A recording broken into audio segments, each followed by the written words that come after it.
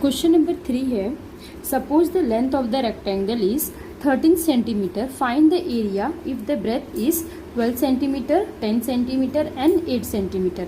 Find the linear pattern representing the area of the rectangle.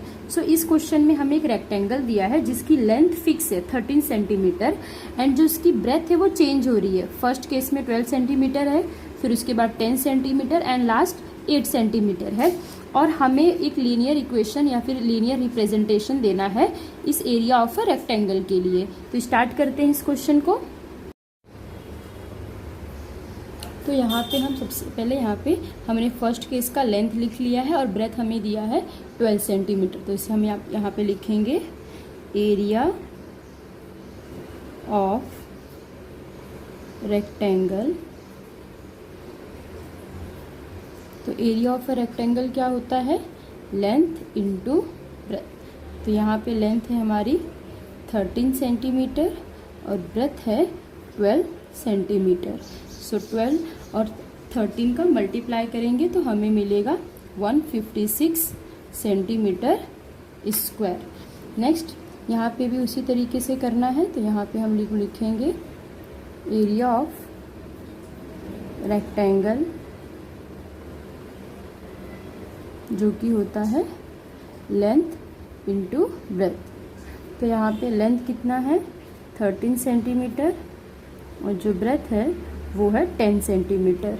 तो वो हो जाएगा यहाँ पे 130 सेंटीमीटर स्क्वायर. इसी तरीके से थर्ड वाला भी हम फाइंड करेंगे. तो यहाँ पे हम लिखेंगे एरिया ऑफ रेक्टेंगल. अगेन ये भी होगा उसी तरीके से L इंटू बी. तो L हमारा है 13 एंड B है यहाँ पे 8 सेंटीमीटर. तो ये हो जाएगा 104 सेंटीमीटर स्क्वायर. तो इस तरीके से हमने तीनों एरिया निकाल लिया है. अब हमें एक लीनियर एक्सप्रेशन देना है. तब लीनियर एक्सप्रेशन हम लिखेंगे. तो यहाँ पे हम लिख देते हैं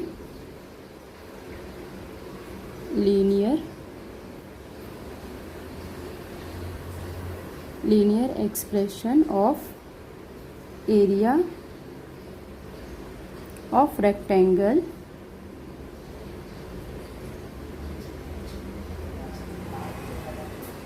हैविंग लेंथ ऑफ